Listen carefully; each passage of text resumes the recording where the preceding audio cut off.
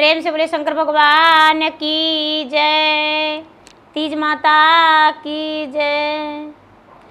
माताएं एवं बहनें एवं बेटियां, मैं सबसे बताने जा रही हूँ कि मैं एक कथा सुनाने जा रही हूँ, तीज व्रत की कथा। जो हरतालिका तीज व्रत सुहाग की लंबे आयु के लिए और अच्छे पति के लिए हर सुहागने और कुमारी कन्या जो करती है, मैं वही तीज व्रत की कथा सुनाने जा रही हूँ। एक नगर में एक राजा रहते थे। राजा साहब का 7 पुत्र थे। राजा साहब और रानी साहब को बहुत बड़ा अभिमान था। रानी जो थी, कोई पूजा पाठ में उसे अच्छा नहीं लगता था। रानी जो थी, कोई व्रत नहीं करना चाहती थी। लोगों के कहने पे रानी ने हरतालिका तीज व्रत रखती थी, लेकिन दिन में जब प्यास लगता था तो पानी पी लिया करती थी। पूजन के बाद वो जी भर के भोजन कर लिया करती थी और बड़े प्रेम से पूजा पाठ कर लिया करती थी। सुबह होता था तो फिर वो भी माता गौरा जगदम्बा का सिंदूर लगाने, खोइछा भरने, पूजन करने नहीं जाती थी। भगवान को लगता था कि मुझे तो बुलावा करती है लेकिन विदाई नहीं देती है, मुझे एक बार से दोबारा ये पूजा नहीं करती है, और ना ही तो भूखे रहती है और ना ही तो नियम धर्म का पालन करती है। धीरे धीरे समय व्यतीत हो रहा था। तीज माता सोचते थे कि चलो कोई बात नहीं, आज ना कल ये सही विधि से पूजा करेगी, इसे भी ज्ञान हो जाएगा। लेकिन उम्र बीतता गया, रानी कभी नहीं सुधरी। राजा साहब का बेटा बड़ा हो गया। राजा साहब अपने बड़े बेटे का ब्याह तय कर दिए और राजा साहब का बेटा का ब्याह का दिन आ गया। बारात लेकर गए और बेटा का ब्याह हुआ। दुल्हन घर पे आई। रानी साहब बड़े अच्छे से धूमधाम से परछन किए और परछन करके और घर में लाए। रात में सोया हुआ था बेटा, तो बेटा कहता है कि माँ, बेटा सपने में देख रहा है कि हम तुम्हारा माता से बड़े क्रोधित हैं, हम तुम्हारा प्राण को हर रहे हैं। यदि तुम्हारे घर में कोई सती आएगी तभी तुम्हारा प्राण जीवित हो सकता है। आज हम तुम्हारा प्राण को हरण कर रहे हैं।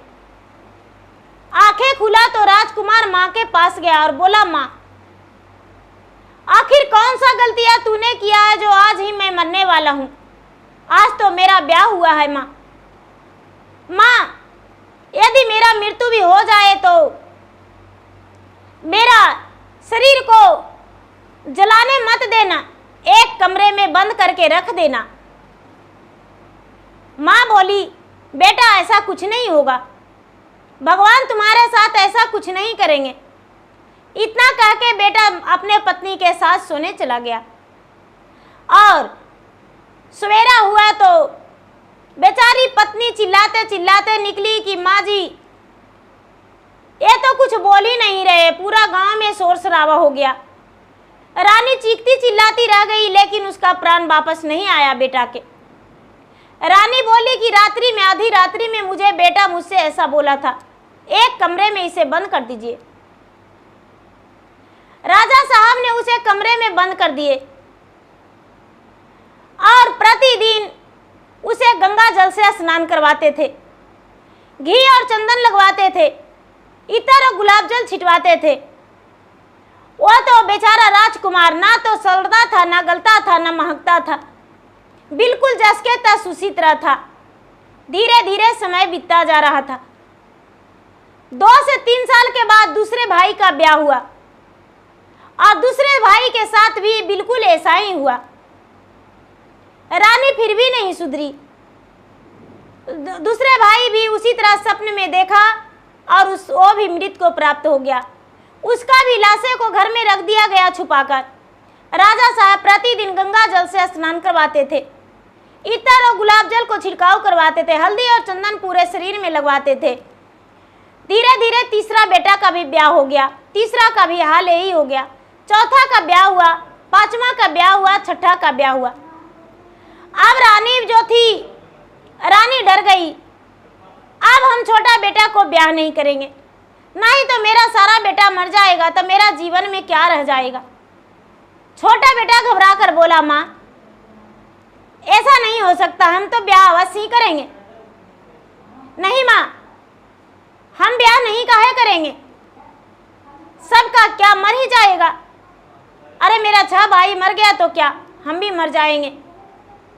रानी बोली, नहीं बेटा, 6 भाई का लाश तो घर में कमरा में पड़ा हुआ है, 6 बहुएं विधवा होकर बैठी हुई है मेरे साथ, क्या करूं।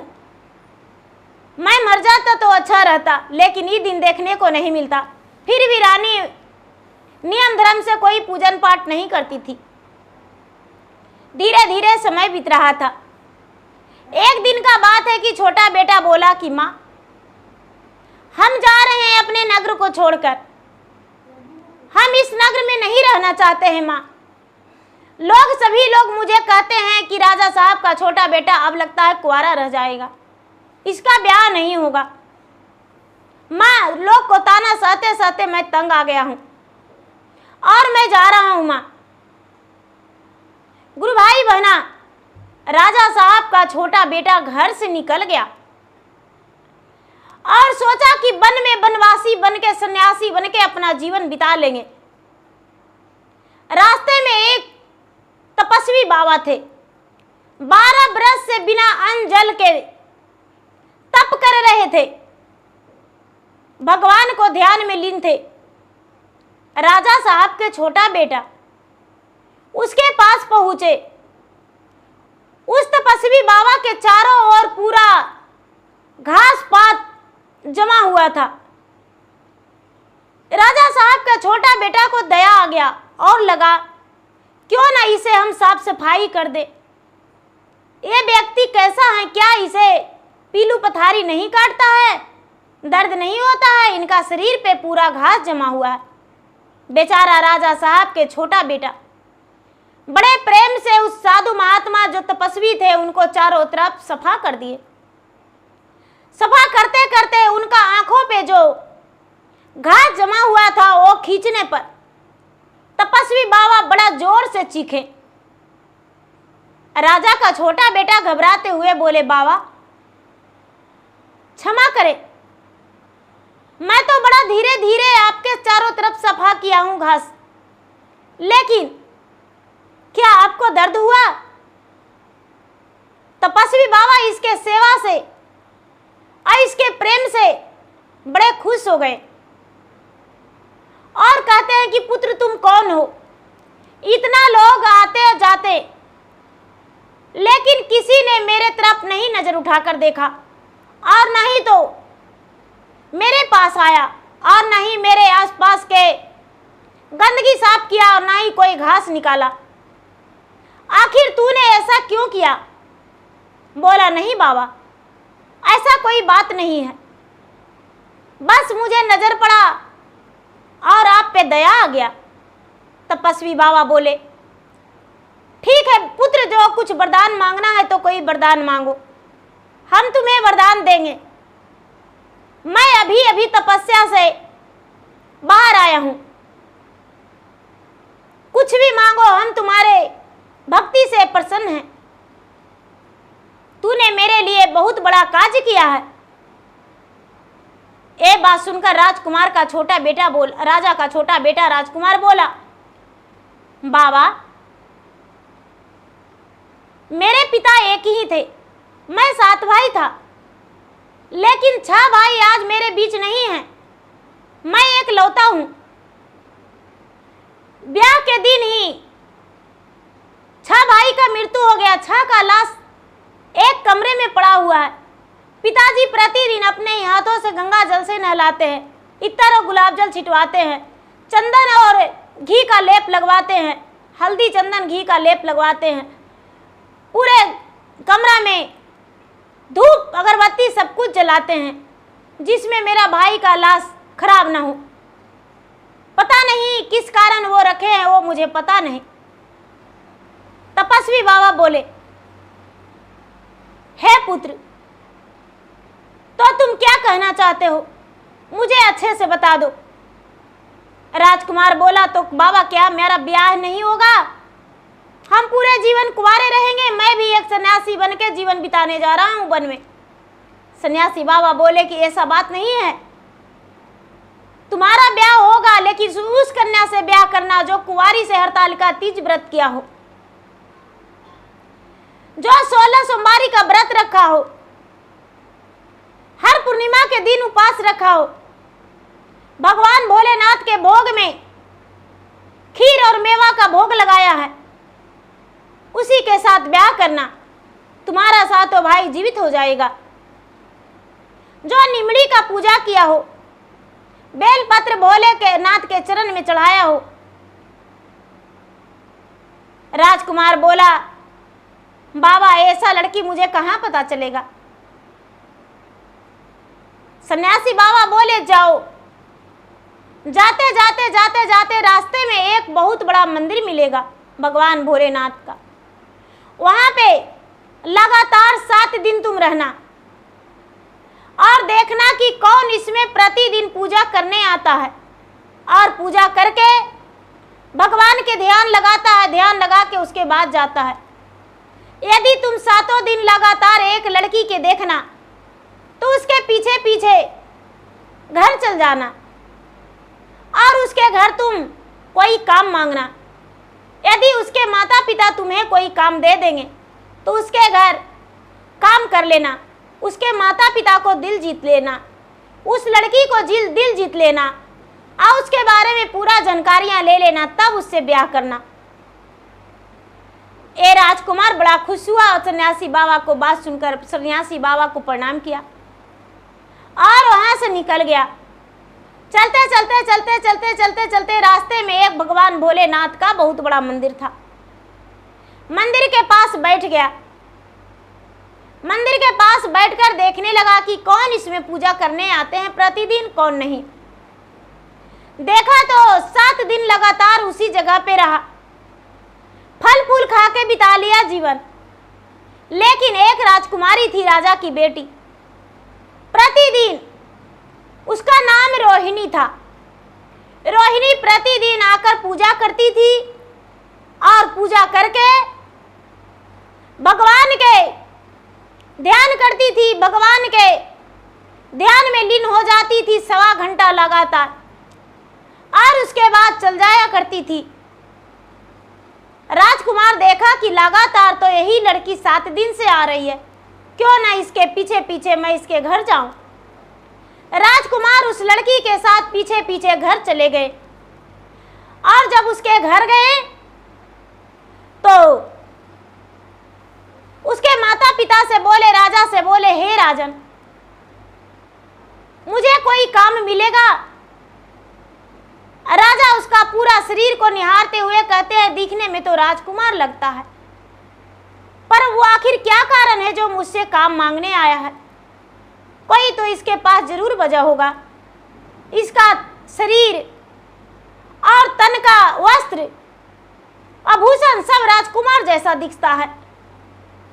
राजा बोले कि हाँ, मेरे घर तो काम मिलेगा, मेरे घर दरवानी का काम करना, मेरे घर कोई ऐरे गहरे ना घुसे और कोई काम तुम्हारे लायक यहाँ नहीं है। राजकुमार राजा के घर में दरवानी का काम करने लगा। धीरे धीरे समय बीतता जा रहा था। राजकुमारी जब भी पूजा करने जाती थी तो राजकुमार पीछे पीछे मंदिर चले जाते थे। राजकुमारी एक दिन बड़े प्रेम से पूछी कि भाई, तुम तो दरवान के काम करते हो, लेकिन तुम मेरे पीछे पीछे प्रतिदिन मंदिर क्यों आते हो? राजकुमार बोला, ऐसे नहीं, हम तुम्हारे साथ बैठकर बात करना चाहते हैं, क्या तुम मुझसे बात कर सकती हो?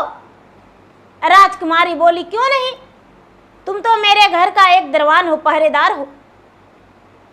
इसीलिए हम तुम्हारे साथ बात कर सकते हैं। राजकुमारी मंदिर के पास बैठ गई और राजकुमार भी बैठ गया। राजकुमार अपना दुख भरी बातें सुनाया कि देखिए, मेरे 7 भाई थे, 6 भाई तो मृत हो चुके हैं, लेकिन उनका लाश जो है कमरा में पड़ा हुआ है। मेरे पिताजी गंगा जल से स्नान करवाते हैं और गुलाब जल इतर उसे छिड़काव करते हैं और हल्दी चंदन घी का लेप उसके शरीर पे रोज लगाते हैं। पूरा धूप दीप अगरबत्ती उसके घर में जलाते हैं, जिसमें मेरा भाई का लाश खराब ना हो। राजकुमारी ये बात सुनकर मन में सोचने लगी और कहती है कि तुम मुझसे क्या मदद चाहते हैं। राजकुमार पूछा कि क्या आपने 16 सोमवार का व्रत रखे हैं। राजकुमारी बोली कि हाँ, मैं तो 16 सोमवार की व्रत रखा हूं और पूरा किया हूं। और क्या मदद लेना है, क्या जानना है? क्या आप पूर्णिमा का व्रत रखे हैं?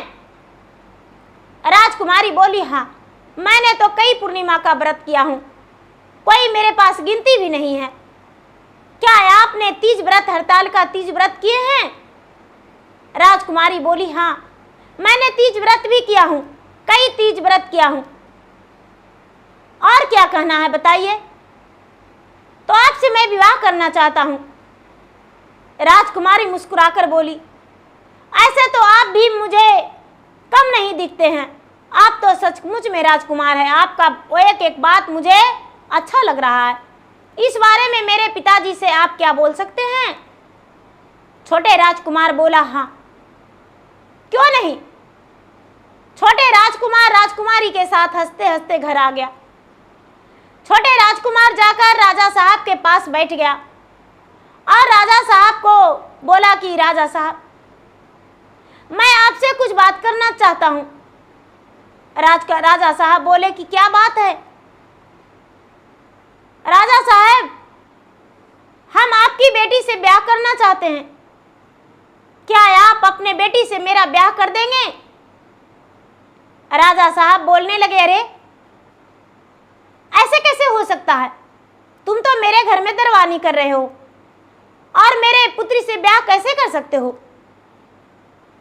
बोले कि हाँ, हम आपके पुत्री से ब्याह करेंगे। हम कोई ऐरे गहरे नहीं हैं, हम एक राजघराने का बेटा है राजा का। और अपने पिता का नाम बतलाया, माता का नाम बतलाया। राजा तो बोले कि ओ राजा तो बड़े महान राजा हैं, आप उनका बेटा हैं? तो हाँ, ठीक है, हम ब्याह कर देंगे। अपने पिता से बोलो बारात लेकर आएंगे। राजकुमार बोला कोई बारात नहीं आएगा, आप क्या बेटी से ब्याह तो मैं करने वाला हूं, बारात क्या करेगा। राजा साहब तैयार हो गए और अपने बेटी का ब्याह कर दिए।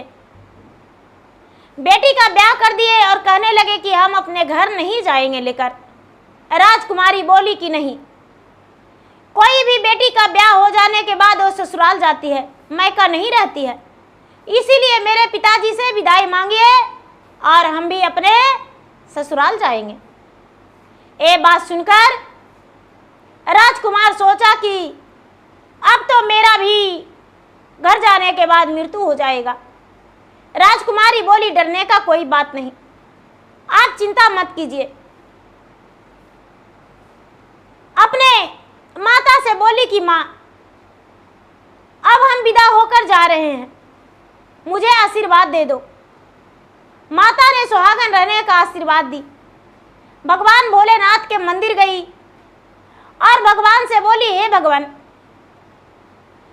मुझसे जो उम्मीद लगाकर ब्याह हुआ है वो मेरा कार्य सफल हो। राजकुमारी भगवान के मंदिर गई और भगवान से जी भर के आशीर्वाद ली। उसके बाद वहां से विदा हो गई। विदा होकर अपने ससुराल आई। ससुराल आई तो उसका सास देखी तो उसका जी घबराने लगा कि मेरा छोटा बेटा भी आ गया ब्याह करके अपने पत्नी को लेकर। मुझे तो आस था कि मेरा छोटा बेटा जीवित है, लेकिन आज तो उसका भी मृत्यु प्राप्त हो जाएगा। ऐसा रानी मन में विचार करने लगी। उसे पता ही नहीं था कि किस कारण मेरा बेटा को ऐसा हो जाता है। रात्रि का समय हुआ तो सभी बहुएं सुहाग सेज पर चली जाती थी, लेकिन ये नए नवेली दुल्हन अपने सास को बोली कि माँ जी आप दूध ला दीजिए गाय का। उसके सास ने गाय का दूध ला कर दे दी।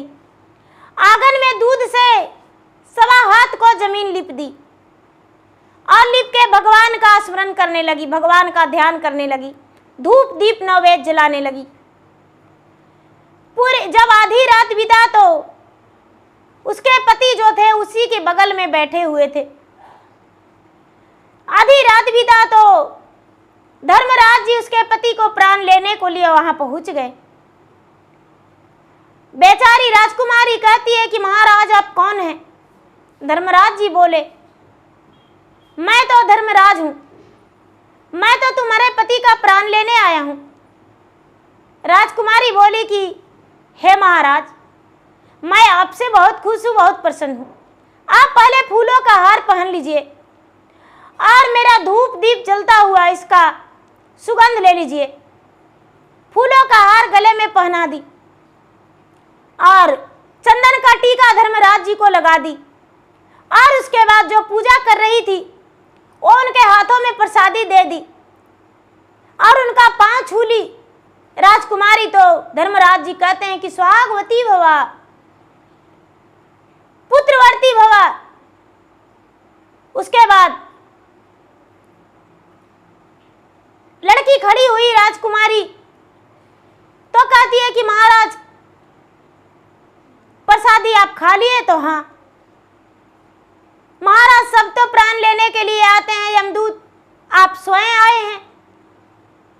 हाँ, लेकिन मैं तुम्हारे पति का प्राण कैसे हरूं? मैं तो अपने बात से वंचित हो चुका हूं।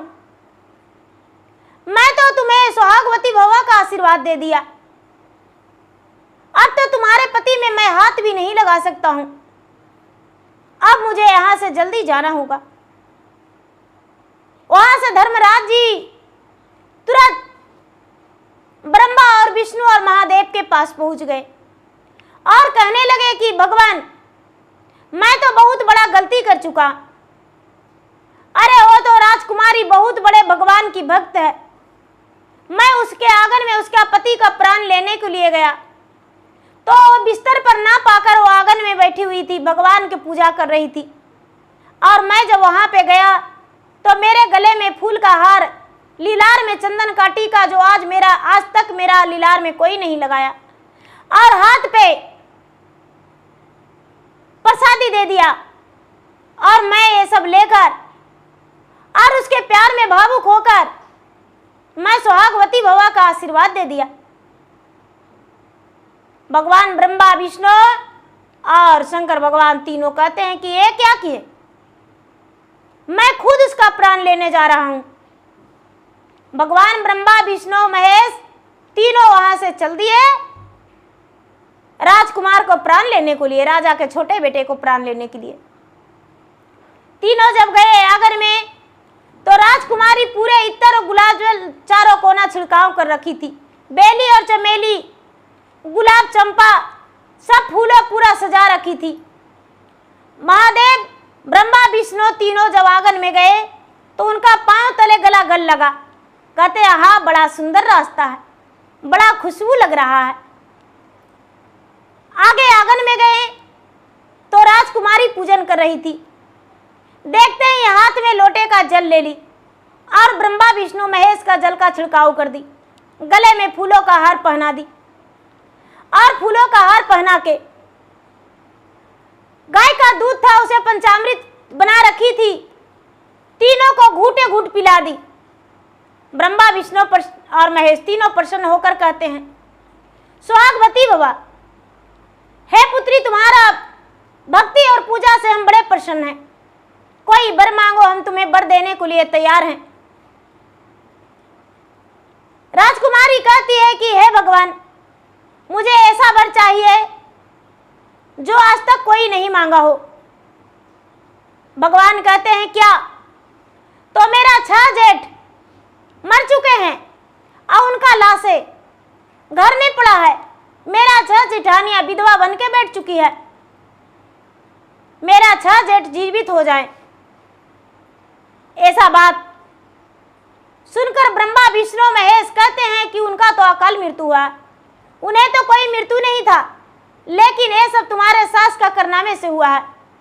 राजकुमारी बोली, आखिर क्या? तुम्हारा सास ने तीज व्रत, हरतालिका तीज व्रत रखती थी, लेकिन उसका नियम नहीं पालन की। जल लेकर संकल्प करती थी, लेकिन उन्होंने तो भोजन कर लिया करती थी, और वह सब उसका किया धरा बच्चे पर पड़ गया संकट। आज उसके ही नजर के सामने उसका बहू विधवान बन के बैठी हुई है, बेटे का लाश घर में पड़ा हुआ है। इसी के कारण उसका 6 बेटे का मृत प्राप्त हो गया, और 7वां को भी हम प्राण लेने आए थे।